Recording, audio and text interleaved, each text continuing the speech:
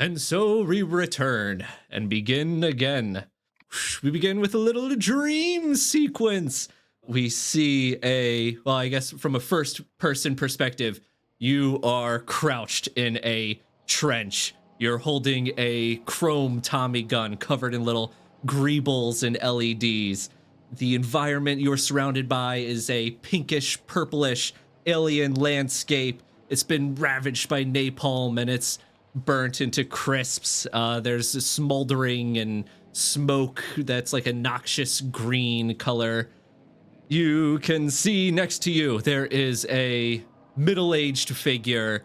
He is a bald Hispanic dude. He's wearing a gray and blue spandex suit, and he's holding a chrome Tommy gun similar to yours. He looks to you and says, "Sarge, the aberrants, they're half a click away. Estimated time of contact, T-minus 30 seconds. What are your orders?" Fall back as fast as we possibly can. You Do I got it. recognize this man? Yeah, I guess you do. You see him as a older, maybe like approximately like 10-year older version of one of your punk flatmates, Rico, who is like the de facto leader of your little punk group. Okay, so Rico's bald and Hispanic? Yes. Okay. We're gonna fall back. I'm gonna call in support. Activate the Trinity program. Yes, he touches an earpiece and he like flinches and he you can like hear static emitting off of it. "I can't get through to them." He God. peeks over the trench. There's these figures. They're like humans wearing like black and red spandex suits. But you see there's like flesh mutated spider bits that have like burst out of them and are sort of just like dragging their human corpses along, sort of just as like vestigial organs. And these human corpses like just drag their fingers up to their temples, almost like they're puppets being pulled by strings, and their craniums start glowing blue. Explosions just start just blasting all around you. One hits you, causing you to fly into the corrugated steel siding of the trench. Your vision goes blurry. You hear like the high-pitched ee of like having suffered from like a flashbang. Rico just sprints over, grabs onto your collar, and starts shaking you by the you're wearing kind of like a Snake Plissken like black tactical vest situation. And he starts screaming, "Sarge, wake up, Sarge! Sarge, wake up!"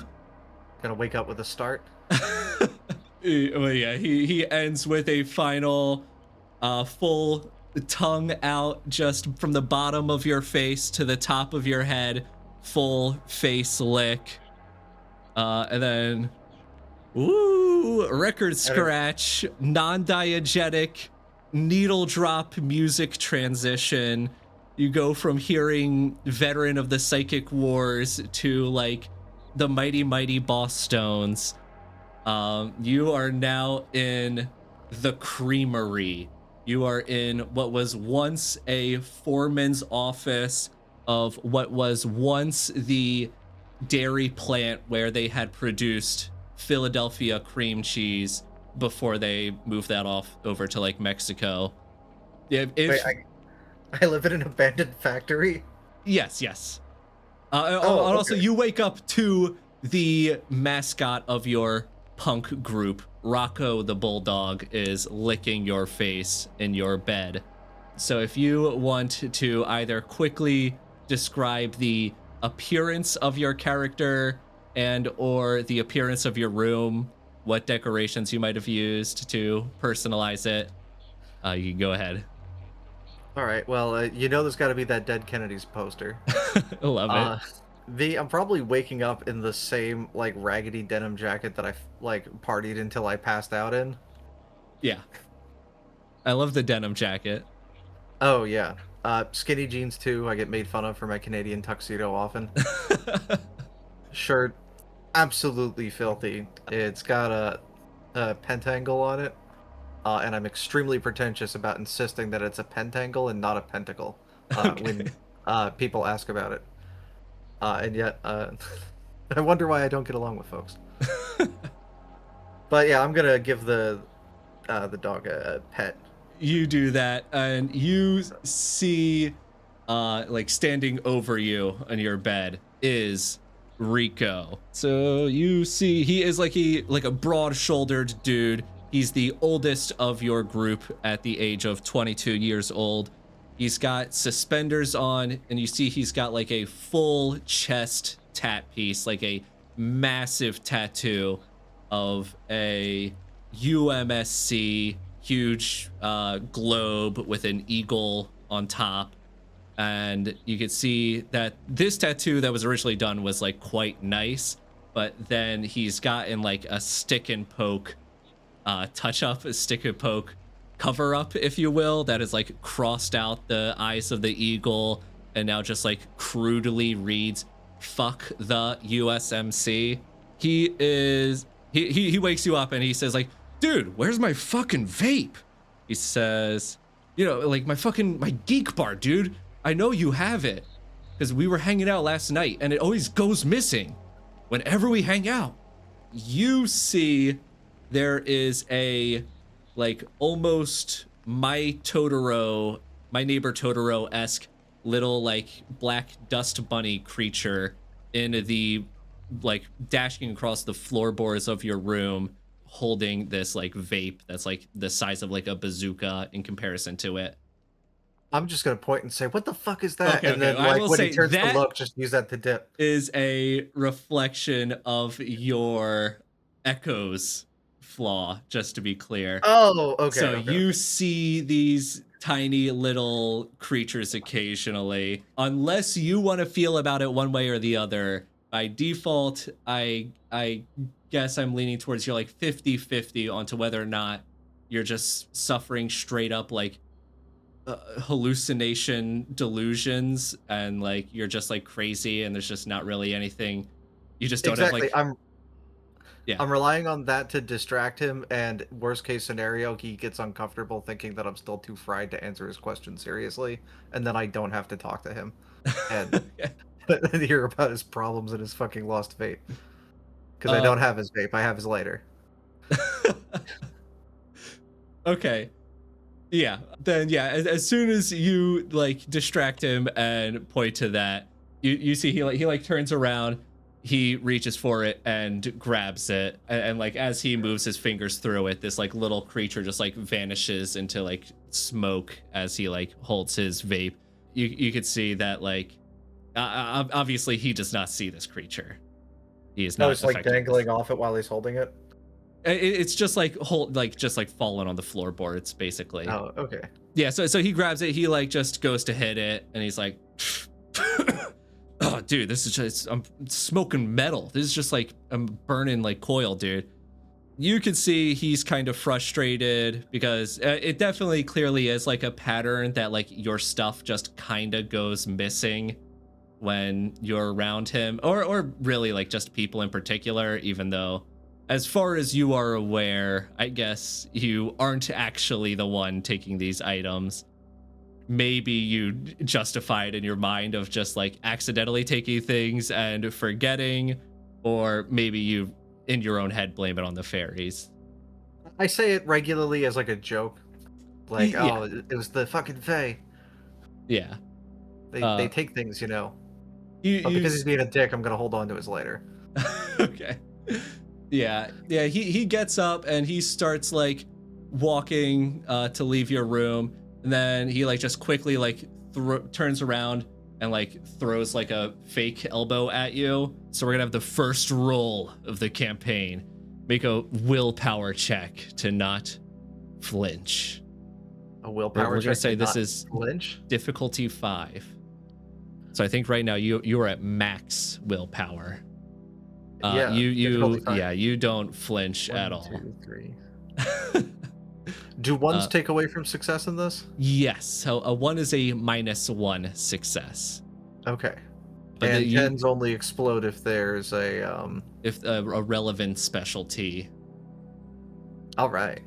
but you still demolish it. He like he like kind of smirks and like approvingly, and he says like right before, you know, he walks out, he grabs like the headboard of like the door frame, and it's like, oh yeah, you and Benny, you guys, you're on beer duty today because we just ran out, so you guys got to go on a run. And then he's like, deuces, and then just walks out of your room. So you would recognize Benny as like your other punk flatmate, I don't know, squat mate maybe. um, That reminds me, I actually had a question about this. So yes, you go said that ahead. we all live in this abandoned like factory floor. Yes. So do we actually have our own rooms, or is it like a punk rock warehouse situation where like everyone has like their own kind of broad corner that they've kind of made out as their own space? Um, It's not fit for human habitation. well, it's definitely not fit for human habitation for sure. You are lucky enough to like have your own room. There's like a break room, and like you guys are all on the second floor. There's like a break room and like a couple of offices, which you've like since converted into sort of bedrooms. When you like walk out of your room, you see like you're up on like scaffolding, and below is like the main floor, which you guys have converted to be almost like a basically like a stage. You've piled up plywood, and it's sort of just like become like a venue for real dirty, crusty, gutter punky shows. As you walk out, you see that there's like maybe like 4 people just like sprawled out on the floor from last night's show that are just like in piles of their own puke. This is a pretty usual sight. I guess as it's becoming morning, like you see Benny. He's like a little smaller and scrawnier. He's kind of like your guys' main technician. He like plugs in 2 extension cords, which causes the lights to turn on, and like a bunch of little cockroaches like just scatter out, and like some of the like punks that were like just falling asleep on the floor. These are like guys that you just, well, they're either like acquaintances or people you don't really know. They like just like squint and like, dude, turn off the lights. I guess unless you interject, Benny's like, all right, time for you guys to get out. Get the fuck out of here. Yeah, I'm gonna help Benny out. I'm gonna throw some water on people if I have to. Yeah, they like, oh dude, like fuck you, and they all clear out of the main floor. Yeah, the floor here is just like filthy, just like crunching of beer cans everywhere you walk. Yeah, assholes. The first time you got hydrated all week. Drink more water, else you might die. Yeah, they give you one of these as they like walk out. What are they, like 60s London punks? Yeah, I guess maybe a little bit.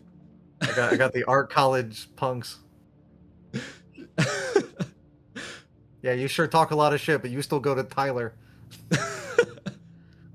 All right, Benny, you and me, looks like we got ourselves a quest. Oh yeah? Yeah, for the oldest and most sacred of all human traditions, libations.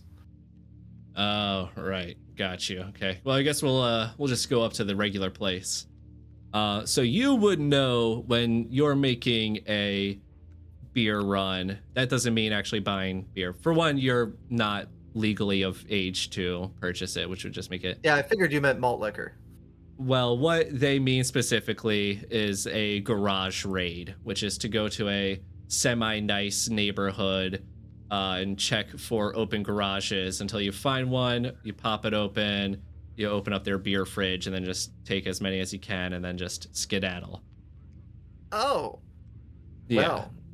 Does Benny have a car to make this a lot easier? I hope we're not taking public transit when we do these crimes in the suburbs. You walk out, he beep beep, that it's got mismatched doors and like a hood with like just a big anarchist A red spray painted right in the center. As you are walking out, there is a local homeless fellow who is wearing the classic like army field green jacket. He's got like a black beanie, fingerless gloves, pushing a shopping cart, and he just like passes by you guys. He asks like, "Hey, got any change to spare for an old vet?" Do I have money on me? I would. You like might have like $2 in actual cash on you. I would say you And do I personally know this gentleman? Like, is he like a regular around the way? Like, is he like normally sleeping outside the building? you've maybe seen him like seen him like 3-4 times, interacted with him maybe once or twice. He's Okay. never like given you a problem, but he's also like always been at least somewhat kind of cold and detached. I'm gonna like pull my pockets inside out and finding not a single dollar in there. I'm gonna just like hand him a nug Yeah, and he like shrug my shoulders. smiles and nods. God bless you. And he like keeps going on his way. Yeah, Benny's like, oh, feeling generous today. I see. All right, we got a saint on our hands, and he gets What do you into want his. with?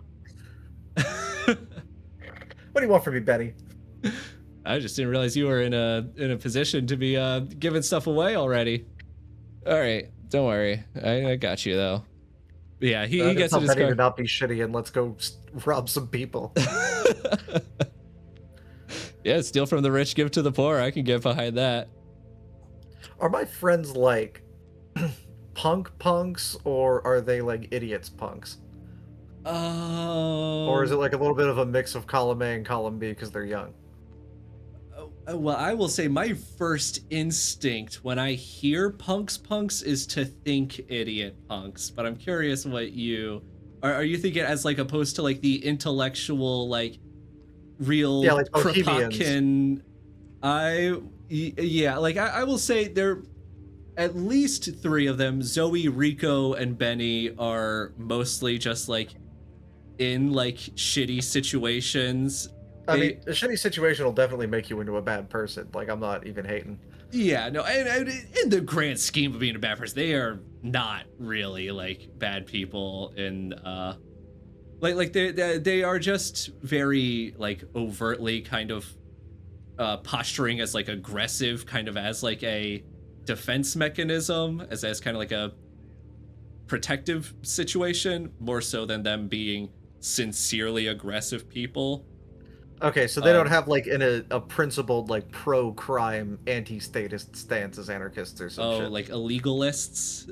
Yeah, or Yeah, like people who like appropriate that rhetoric as an excuse to then do the crimes they wanted to do anyway. yeah, I would say these people are all at least like 50-50 as just they absolutely want to do the crimes because of their situation, and they also know at least the basics of the rhetoric of like, well, maybe this is actually like a morally justifiable course of action that we're taking. Your fourth punk mate, Quaker, is like fully bought in on like the illegalist, like for realsies philosophy of like, no, this is a actual like conflict that we are engaging in. And they'll quote to you the whole categorical imperative of like, if corporations are engaging in criminal activity and stealing from us, it is entirely justified for us to steal. Not only is it justified, it is like our moral duty to like steal back. Suffice to say, while we're driving together, I assume Benny and I, in proper leftist tradition, proceed to argue about this like the entire way. Oh no, Benny is interested in far less nuanced and meaningful topics. Well, I like to think with Benny, I get to the point of like, do you ever wonder if we just have things we want to do and then we find an excuse to justify the things that we already wanted to do to begin with? As we're like eyeing like one garage after another. Yeah, there's probably I wouldn't be surprised if other people do that, but no, I got a strict moral code I have to uphold.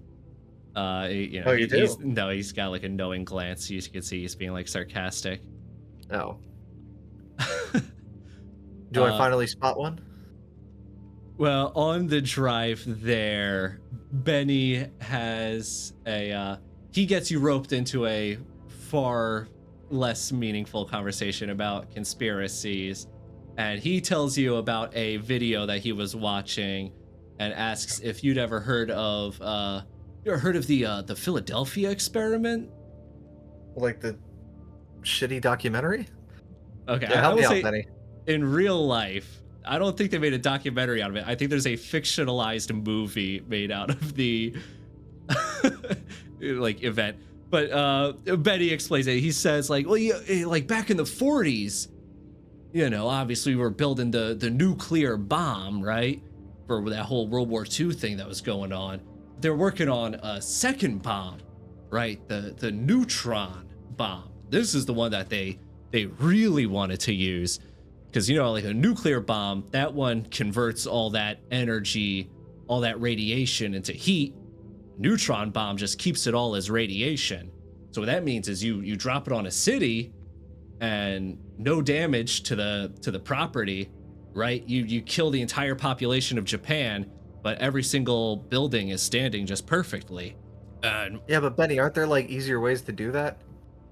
Like people have been keeping the buildings intact since they were throwing dead cows over the sides of walls, right? well, there's other ways to do it, but I would challenge you to find a more efficient option that can get that whole job done in less than a second. Less than 1 second and more billions of dollars for the military-industrial complex that's ever been spent on anything else in the history of ever. Look, man, I'm not saying I'm supporting it. I'm just giving you the background to the Philadelphia experiment as to why they're doing this experiment and what's going on. All right. So they put on this ship. They have this test bomb. They put on the ship, the USS Elridge. It's this like destroyer escort. They would have kept it in where like the Navy Yard is, and so one day it just like disappears, like just blinks out of existence.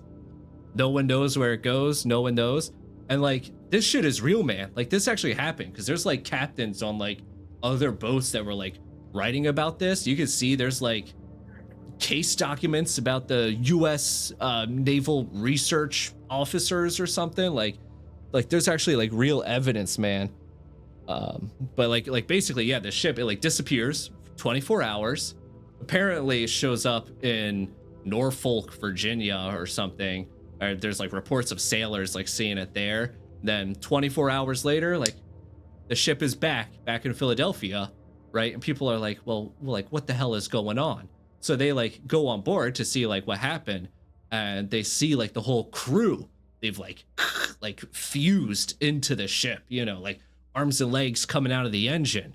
So the Navy, they like take the ship and they like just like tow it out to the middle of the Atlantic, right? And then just blow it up with torpedoes and like say that it was a U-boat that sunk it, which like, man, just like crazy to think that like stuff like that.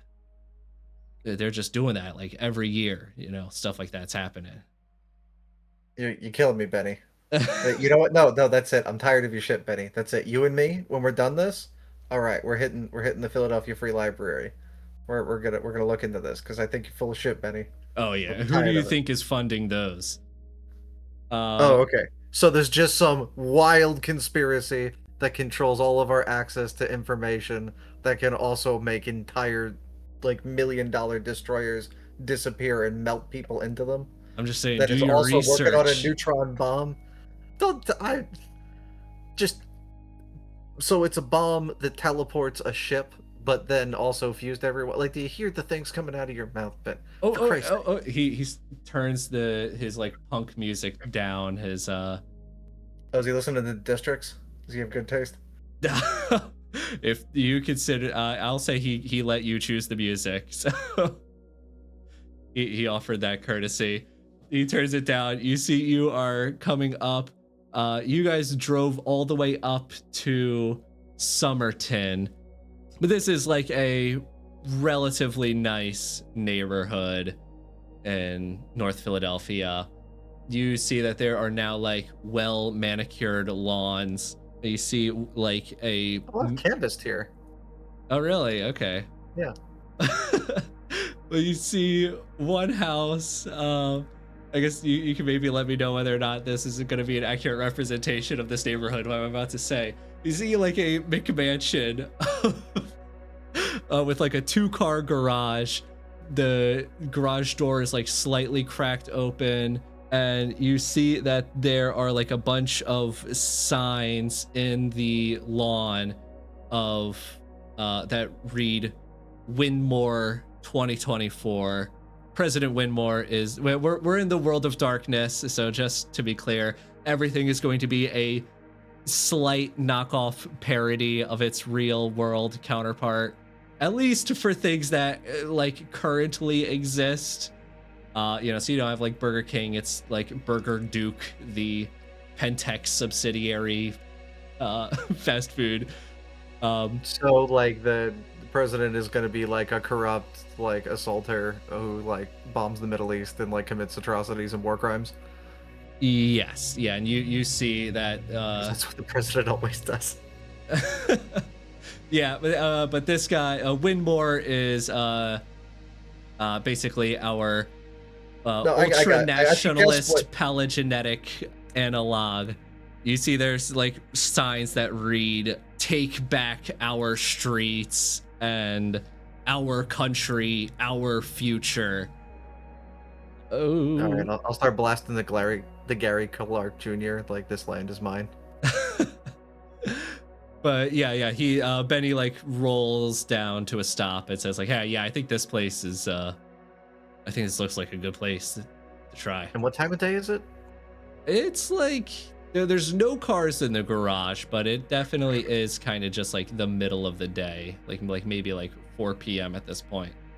And these idiots left their garage door open? Yeah.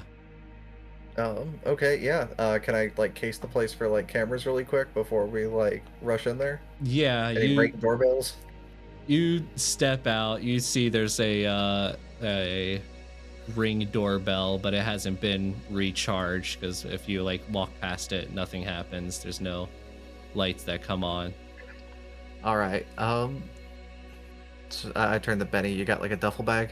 Well, he just he just takes his shirt, like wraps it up into like a sort of basket. It's just like, nah, man, we got this. We don't need that. Are you fucking kidding me? You wanted to commit a crime and you didn't want to bring the basic. You had one job, Benny. But like 6-pack's got rings on it. Just grab them by the rings. Yeah, but you could have walked out with a fucking. Forget it. I can't. All right, let's do this thing. Seriously, you don't even have a hoodie. You know what? No, never. Okay, let's go. Let's do it. I'm gonna start getting reckless. Do you let him take the lead, or do you take the lead?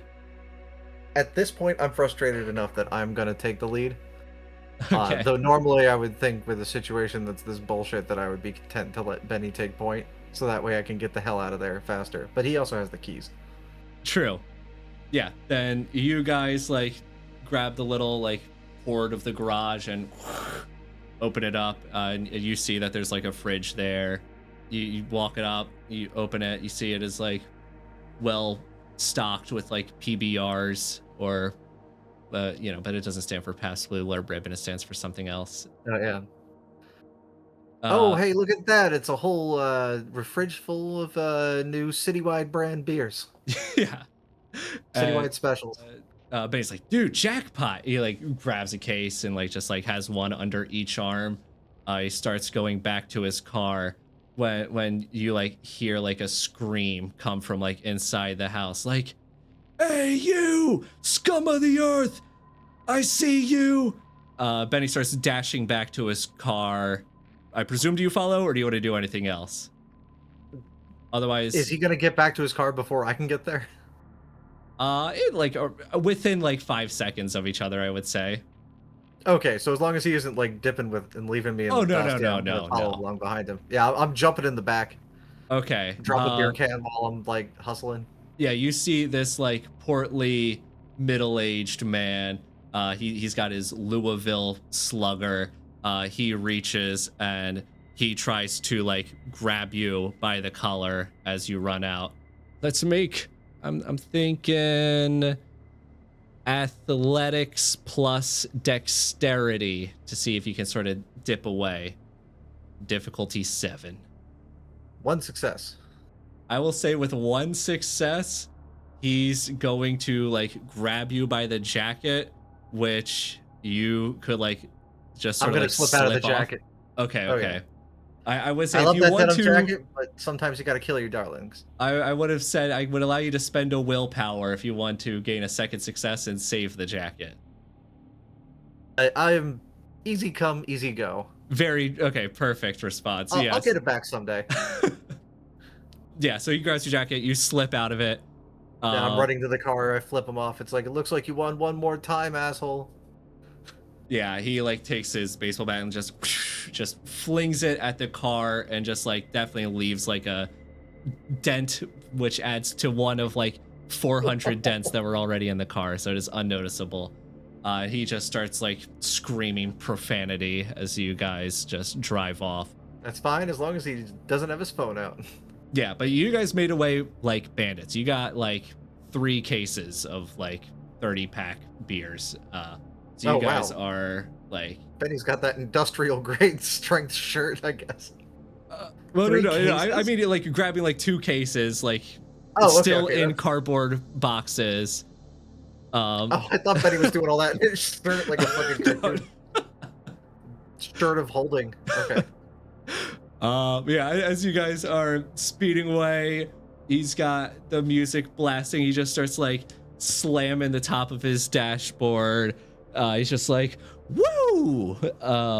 You can see he's really enjoying the adrenaline that you guys got out of that situation. He says like, oh man, dude, that was close. Whew. Dude, he almost got you. He then says like, oh dude, I got just the thing to like take the edge off though. Like, I just copped. Every one of the what? A cop from Rob. Yeah, dude, I just got this. I got half an ounce of cheetah piss. And you see he shows like a baggie of like some beautiful looking purple what are the the little crystals on it. You could just call it ecstasy. No, it's weed. It's weed. Oh, it's only weed? Yeah. Yeah, I don't know if I want to smoke weed named cheetah piss. I tell him to just hand me a beer. He says like, no, look, man, look. I got your. Driving? Yeah. He says like, dude, look. I got your favorite flavor of Swishers. Like, dude, I'm gonna spark you up. All right. He says like, oh, dude, no, I was scrolling my my me feed, which is our analog for a TikTok plus Twitter plus Instagram monopoly tech oligarch social media feed. He says like, dude, I found out about this awesome place in Germantown, dude.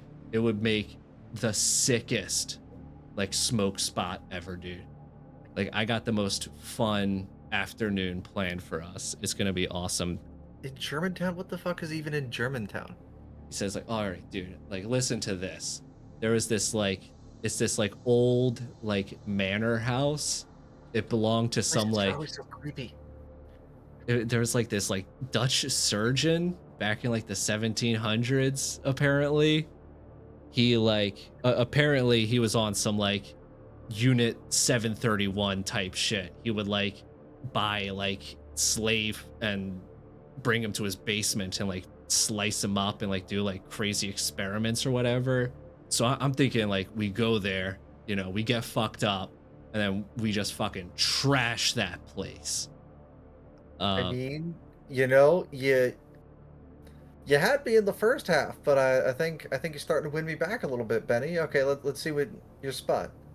And he's like, yeah, like, dude, check this out. And he like points to his back seat. You can see he's got like spray cans and like rolled up like stencils. Yeah, here, let me just text the squad and tell them that we're 15 minutes away before we go. Yes. To this entirely different other place. Yeah, it's definitely not like uncommon for people in your guys' group to just kind of like split off and do their own thing, even for like a number of like days, and then just like show back up later. It's definitely not like unusual. Oh yeah, I mean, uh, have you ever bought weed? Well, actually, don't answer that. But like, if someone, no one ever says I'm 15 minutes out and is No, yeah, actually 15 minutes yeah. out. No, yeah. Okay, so yeah, you guys drive down. You get to this place. You can see it is decrepit. It's got this like wrought iron fence around it, which is just like crumpled and been like trampled. You can see there's like multiple like city signs that have been like zip tied to it, like no trespassing, close to public, entry prohibited, private property. So you guys like park, you walk up. It's maybe like a 3-minute walk from like the car to this gate. Benny takes out like a little Swiss Army knife and like plucks the little zip ties off and like takes one of the no trespassing signs. He's like, oh dude, this will look sick in my room. He looks at the other side of the sign. It's like, oh dude, would you look at that? Other side doesn't say nothing. You start walking up to the house. You can see that it is like a ye old colonial style architecture. It's like maybe 2 stories with like an attic. You can see like every single window has been like shattered and boarded up. And there is like red tape, like red barricade tape that's been like wrapped around it that says like condemned danger, condemned danger. But the tape has just sort of been like pushed aside and like pulled down. I'm gonna tell Benny I'm shocked that this place is still standing. Most of these have been knocked down for like residential housing and row homes. Though I hear the suburbs in like Elkins Park are like lousy with them still. Yeah, we'll have to check that one out next. You can see the like front porch, like one of the columns is like broken and it's like just like this half collapsed covering the door. And the last thing of note is you see like the chimney looks like it's a single solid shove away from just being knocked down. I guess I'll ask again, do you take the lead on this or do you let Benny enter first? Oh, this time I'm letting Benny enter first. Uh, Because this place looks gross. yes. You see. Yeah. My favorite place to smoke weed, a place that I don't know where I'm uncomfortable. Hey man, it adds to the excitement. He opens the door. You can see above the like board of the door, there is like a symbol that has been like etched in. It depicts, it's like a Mesoamerican art style.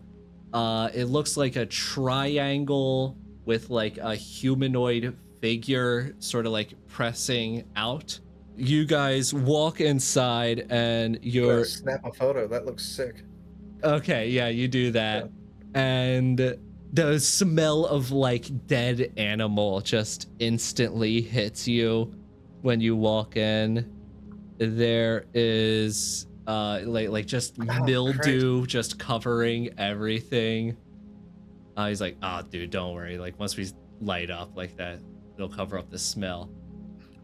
Every like floorboard has been like warped and curled from like years of water damage. I guess there's like literal centuries of water damage. I am rapidly trusting Benny's choices less and less with time. This place is all. This reminds me of my last apartment. I think this place at this might point be I'm like little rushing worse. along. I'm like, Benny, let's just smoke the shit. I want to get back to the car so I can listen to Triangle Man.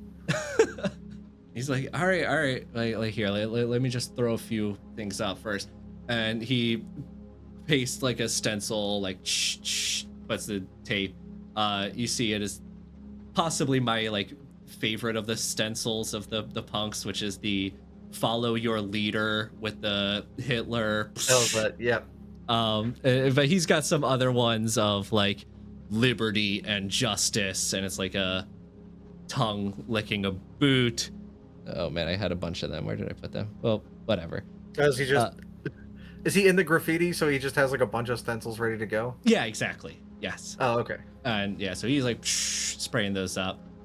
You see that in the living room there is a bookshelf, and every book in there is just completely destroyed to the point of like unrecognizability, except for like a single book in there which looks like impossibly well preserved.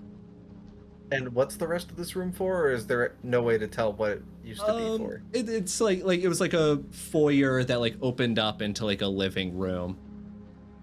Oh, okay. Yeah, I'll go check out the one book that is standing out. What's it made out of? It's like a leather-bound book. When you take it out, you see that it's got all the like hallmarks of this is like a 1800s printing of this book. You see it is titled Child Harold's Pilgrimage by Lord George Gordon Byron. Lord Byron? Yes. Oh, this might get real uncomfortable real fast. Oh, hey, Benny. I guess we put a little extra in the L right now. I think we might actually have found something worth celebrating. See this leather? This is probably worth something. You see, that's why we don't just burn these places down, you know? You never know where you're going to find treasure like that. Oh, come on, Benny. Don't tell me you burn books. No, but, abandoned places, every once in a while. Ace is like, all right, well, here, let me just get this, like, rolled up real quick. Right, and he rolls a blunt really quick, takes a few puffs, passes it to you, and he's like, all right, well, here, like, we should check out the rest of this place and see if they got any cool other stuff in there. I'm happy to go check, though I do have to ask, as just a point of order, how is Benny's Pearl game? Is it on point? You know what, let's Or is he, well, what do I think? I think his stash should probably be about, let's see, it's a he difficulty 6. Okay, pretty good. Okay. I figure he probably gets a lot of practice, but, sometimes there's, you get too lost in the sauce and they end up all, like, wiry and sad.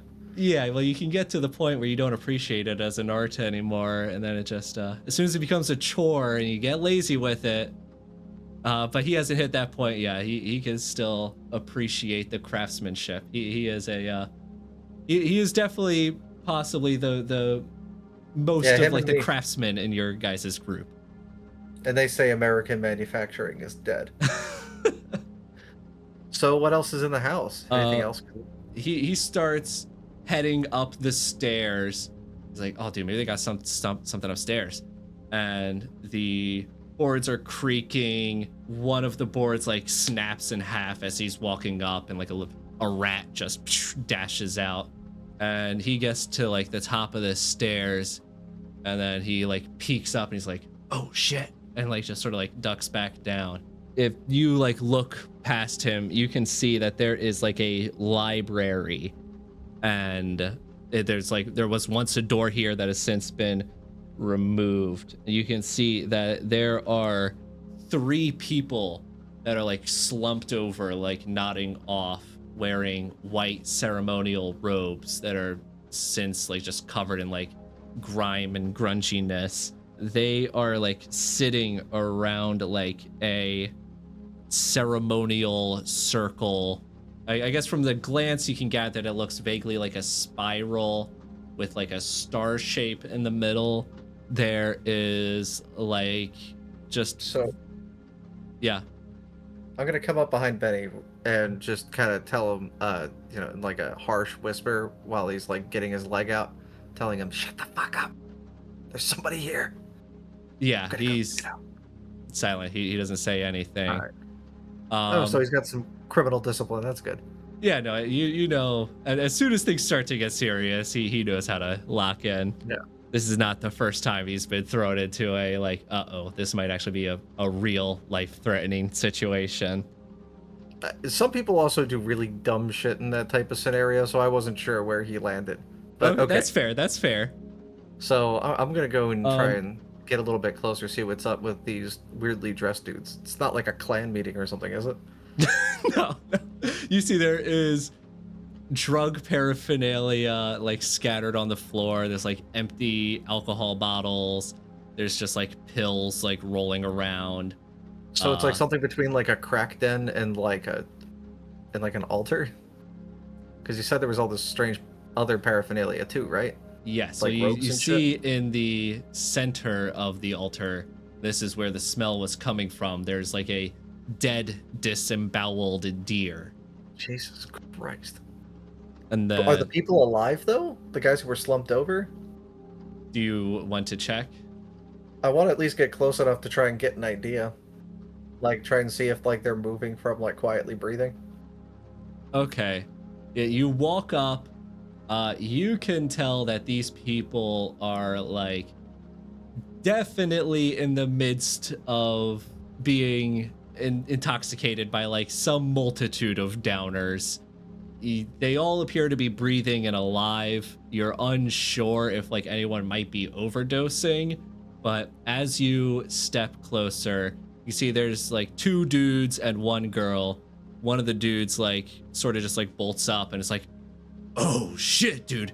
The summoning ritual actually fucking worked. Dude, it worked just like Mordredis. He said it would."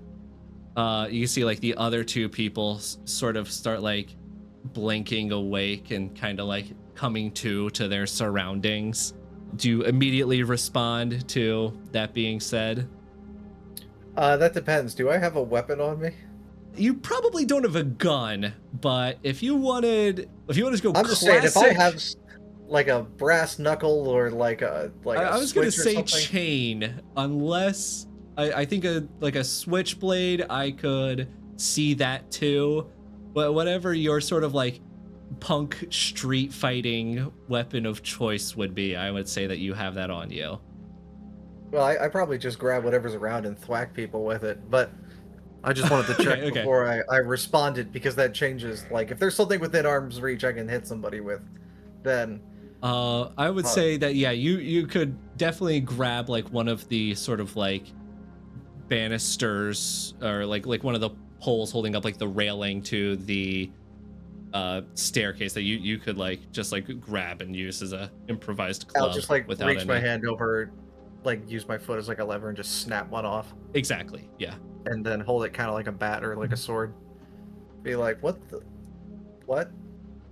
the actual fuck is going on here? Benny, you can see like he starts like slowly stepping down and he's kind of giving you like the like hand signal, eye signal of like, all right, like on three, like we're gonna dash. But like as he sort of prepares that gesture, like stepping out from a shadow from the bottom of the stairs, there is a much older figure, probably like looks maybe 60 years of age. He's wearing a worn Renaissance doublet, and like a leather duster jacket. You recognize this figure from your dream as a child. What? Yes. And by a dream, I mean, I don't know, where does your character land on that situation being a thing that he thinks he either imagined and or is like thinks that there's some legitimacy to what he experienced as a child? I have a lot of intense nightmares, and I've been in and out of therapy for years. Oh, really? Okay. Well, But that's impressive that you're taking care of your mental health, honestly. well, you know, the problem is that like I still get nightmares a lot because I still am like kind of quietly convinced that it's real. Yes. Okay. Even though like officially I know enough to say that like I know consciously that it can't possibly have been real. Okay. That's where I assumed you were basically at. So that's perfect. So it is definitely between that and like the guys who look like fat addicts that apparently have sacrificed the deer. I'm extremely concerned. Okay, well, you see, Benny just instantly is like spooked by this guy just appearing before him, and he just goes to throw a cross right at this guy's face. He just grabs. I will say, okay. Actually, let me describe him a little further. From whence you had last seen him, it's been maybe like 5 years since that dream encounter, and it looks like he is somehow aged like multiple decades in that time frame. His hair is now like thinning and his like beard is like just like wild. He just grabs Benny's fist just effortlessly. You see he's got like a joint that he's just taken a drag from, and he blows out smoke into Benny's face, which causes him to like flicker his eyelids, and then he just like stumbles back and just sort of like slumps onto the stairs. Well, that's concern. I freak out. Benny, the fuck did you do? Hey, don't worry, man. Dude, he's having the best time of his life, man. He's having the most wonderful dream he could ever want, man. I've heard that before. He could say like, well, when I say it, it's true, man. Like, man, you remember me, right, man? Hair Flax? A little. Gonna have the board still firmly in hand and like pat it in the other for a second. Yeah, he says like, hey, man, look, you don't gotta worry about that, man. Look, I'll figure out what I'm worried about. You tell me what the fuck's going on. well, destiny demanded that we were gonna meet again, man. It was foreseen. Like I could just tell from that first time that I met you that you reeked of greatness, man. People could smell the potential that you were gonna have in the fate of this world from like miles away. Like I've been spending literally the last decades trying to figure out where you were, trying to find you again. And finally, fate has let me succeed in my mission. Do you let him continue, or do you interject with anything? I gotta admit, it sounds like that he's going off, or at least that he's smoking something potent enough that like we might be able to smoke this out together. You know, just kind of smoke about it a little bit, and you know, maybe come to some kind of peace. Because also, my friend is incapacitated, and he's probably a bitch to lift, and I don't know if I'm ready to fight off like 3 or 4 people, plus lifting and dragging Benny out of there. So I'm content to let him go a little bit more. And even without you saying anything, you can see that idea was communicated clearly to Hair Flax, and he smiles. He's like, right on, man. That freaks me out. And he passes you his joint, and he's like, look, man, there's, those elites at the top, man. They've just, I'm sure you felt it in your life, man, that something just was not right. That these people could go on unpunished, and that there was supposed to be something out there that would actually go out and like teach these people a lesson, man, like show the people that there is like justice in the world, that you can't just do this crazy shit, like the fucking island. Like you can't just get away with that, man. Someone's got to like teach these people a lesson. You feel me, right? Look, man, I used to like comics too when I was a kid, but unless you got some kind of new idea here that I haven't heard before. He's like, all right, like, man, dude. But yeah, it is pretty messed up. I got a thing here, dude. I can show you the world through the eyes of God, man. I got something here. And he like picks up like a little baggie with some sort of like incandescently glowing like powder inside of it.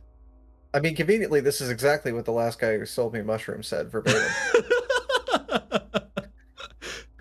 And he's just like, all right, here, man, just like come up to our library. I'm going to show you what we're talking about. He also grabs your friend and sort of just like helps him like over his shoulder and begins like walking up the stairs, like helping him up too.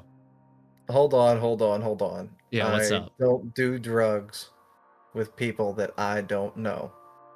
You know me. So, your name is not really Hair Flax. Come on.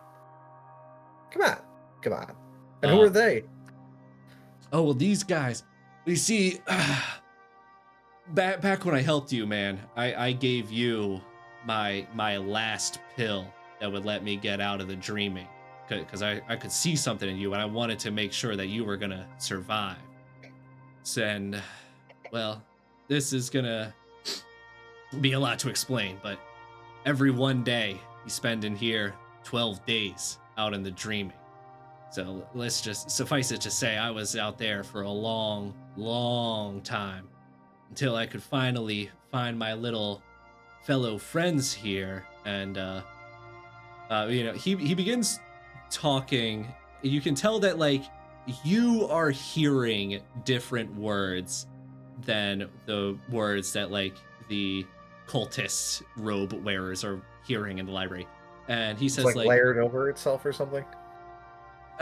Almost, yeah. You're like hearing like a different audio track, if you will, that he is like speaking on, as he continues to take hits. And he says, like, look, these guys they're technically like Satanists, so I kind of had to convince them that I was a demon to get them to summon me out of the dream world. But all's well that ends well. I'm here now.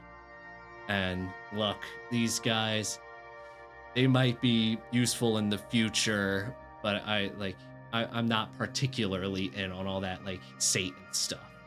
So wait, so did you tell them to like murder the deer? Because you said there's a mutilated deer just on the table, right? Yeah, in like a ritual circle in the ground. It's like, well, yeah, man, like equivalent exchange. You gotta sacrifice something in order to create something. So, but people have killed animals for way worse than what's the equivalent of like a plane ticket. So normally, as a punk, I would beat the shit out of somebody abusing animals in this way. However, my mind is still blown about finding out that the dreaming is real. Yes. This magical dimension that I thought I had gotten over as a kid. I thought was a coping mechanism for my shitty relationship with my dad, is like an escape.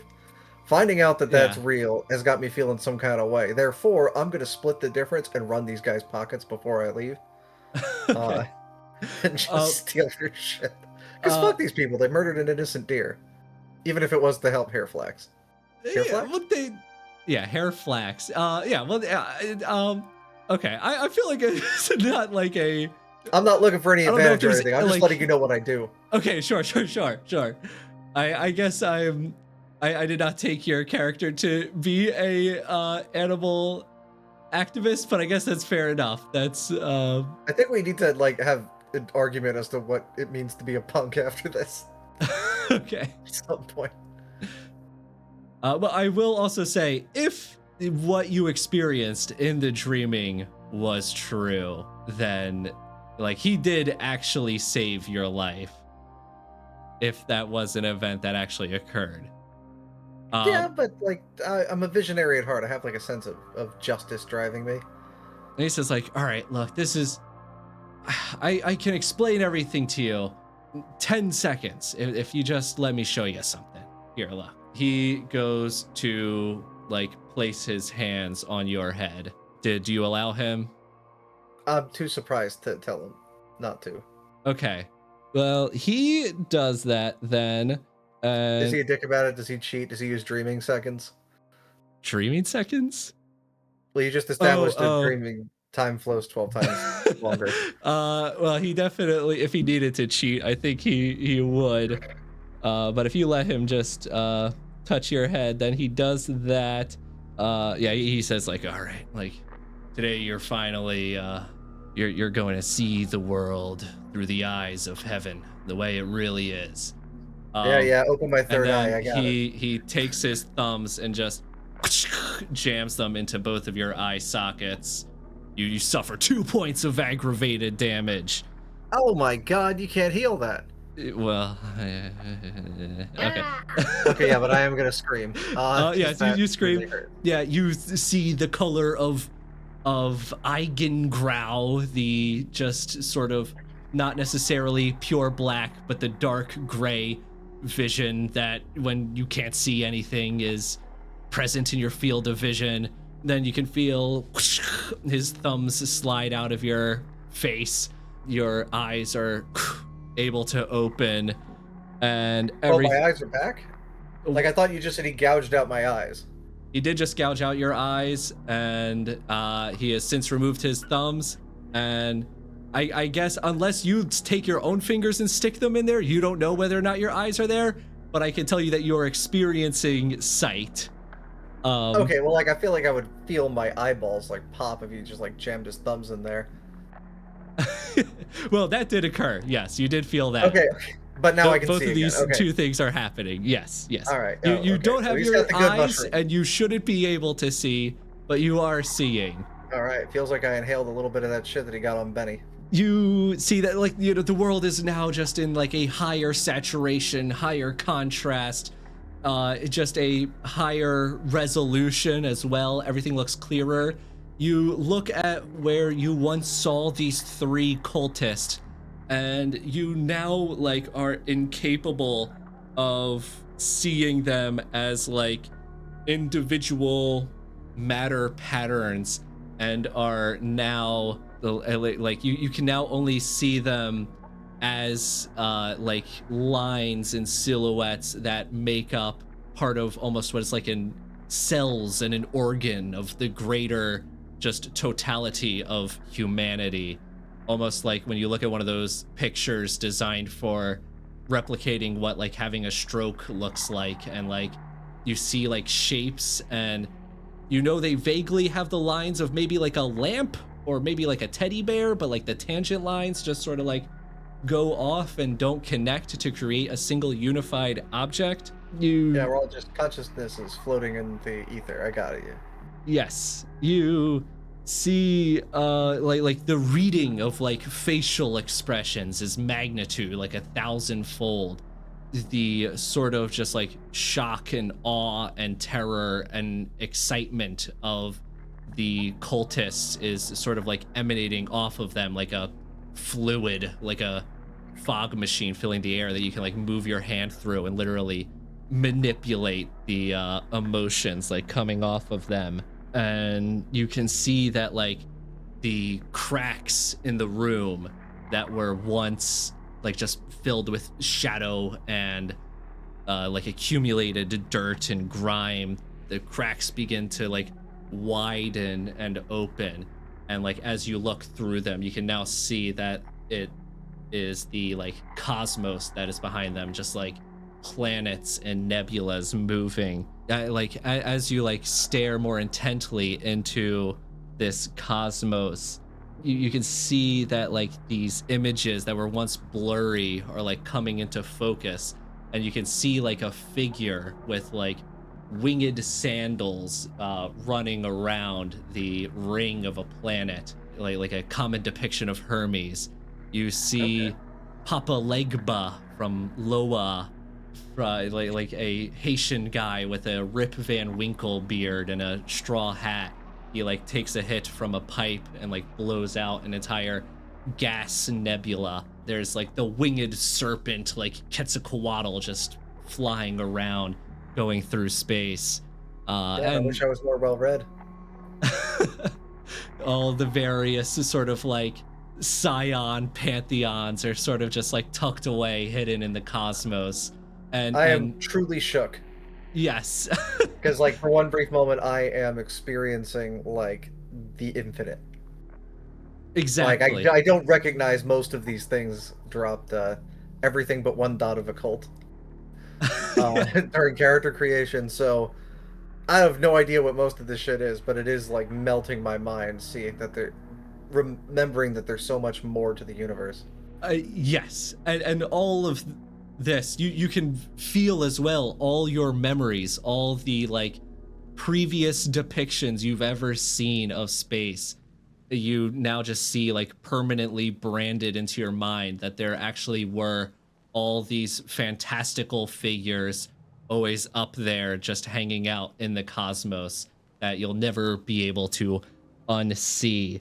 And you see like the largest of the cracks opens up large enough, like invitingly, and you hear the voice of Herr Flax, and he asks you like, dare you disobey this prison of reality?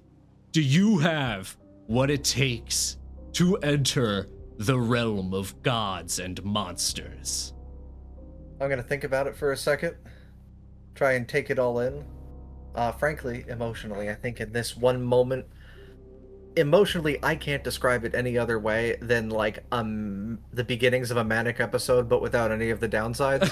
Yeah, Like, I exactly. choose to believe Yes. that's what the dreaming feels like, is it's Oh, just pure energy 100%. and like it's overwhelming possibility and excitement. Yeah. So I'm gonna jump right in. You you are now floating in space, and all of a sudden, like, the library just like disappears. You are alone, and you can now like just see all of creation as the beautiful tapestry of every single piece of matter being a thread that forms this huge image, when a tear opens in this tapestry and a hole appears, and just a jump scare springing out is this tentacle faced dragon humanoid star spawn of Cthulhu that just reaches out, grasps onto you. Oh my god. Yeah. Yeah, any attempt to fight back is futile as it takes its tentacles and just latches onto your brain. All the suckers blocking your vision. Everything goes black.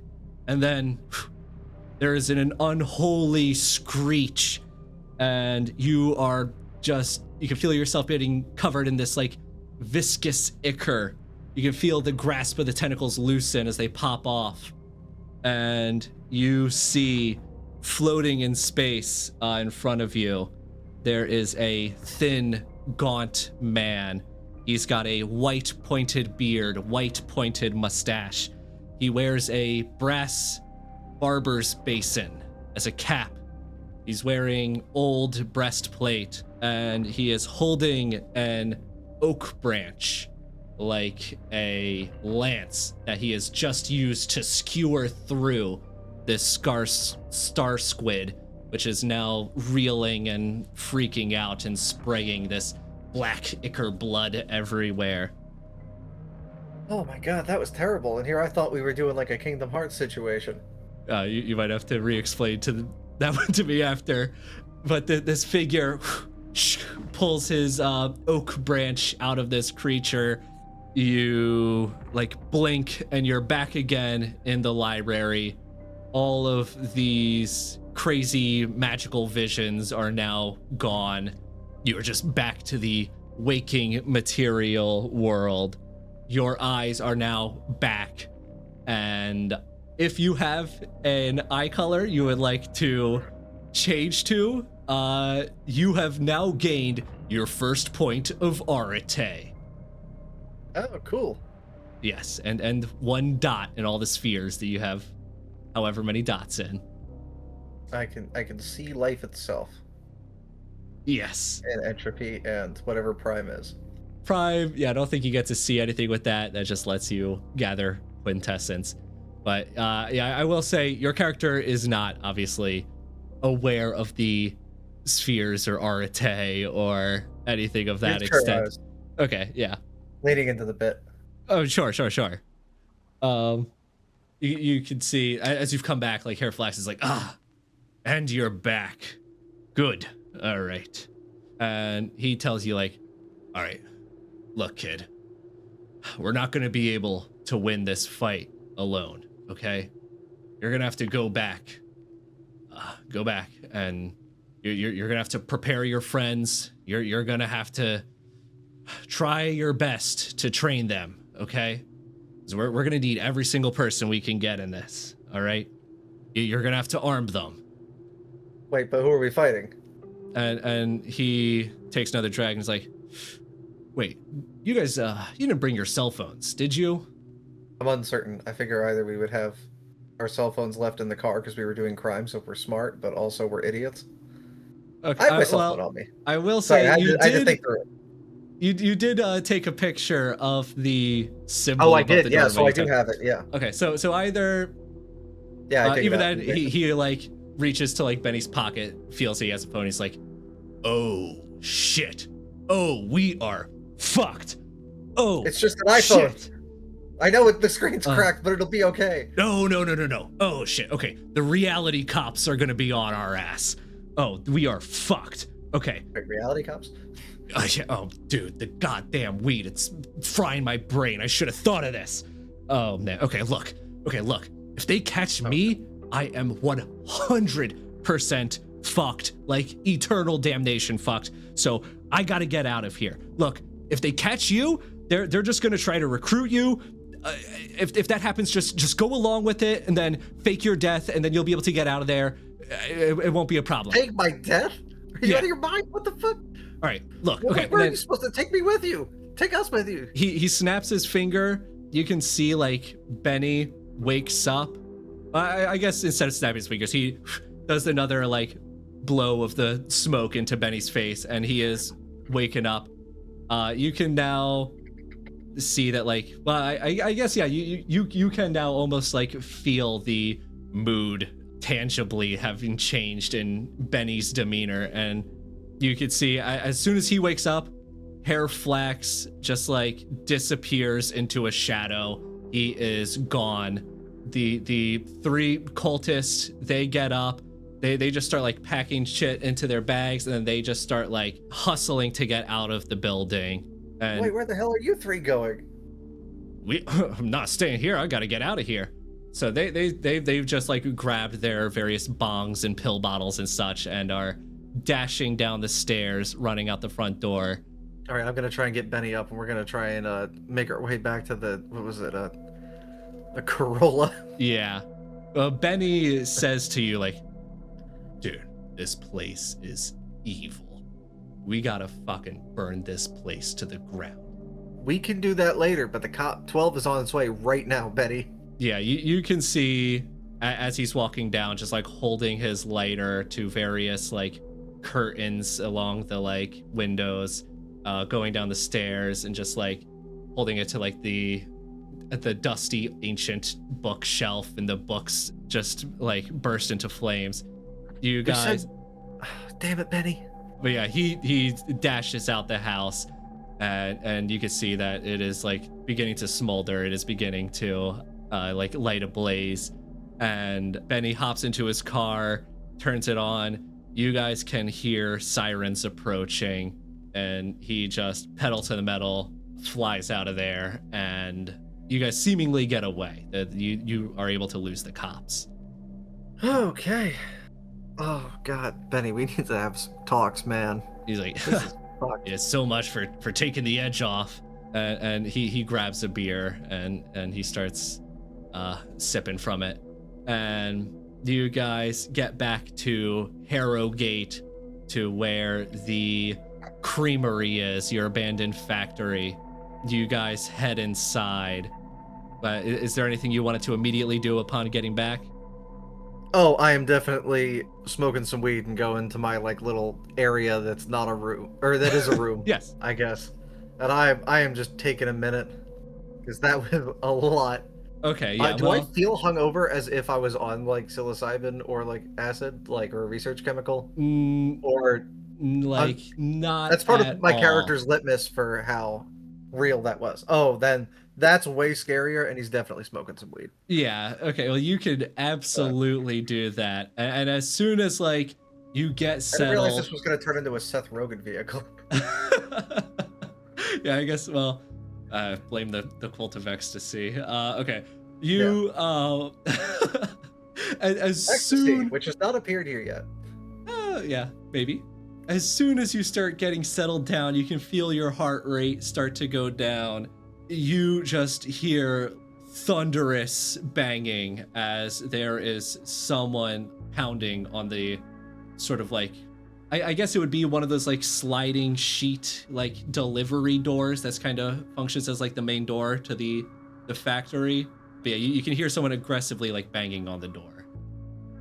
Is Rico home? This seems like something he would deal with. Especially if I am like plastered at the moment. Very fair, yeah. Like I tell people I'm meditating, but I am not on this planet. Then yeah, you're still in your room. I guess it's mostly it's a very like scaffolding-esque structure, so there's plenty of room for you to kind of see from your room what's happening down on the main floor. Oh yeah, it's just and fucking me up how it doesn't feel the same.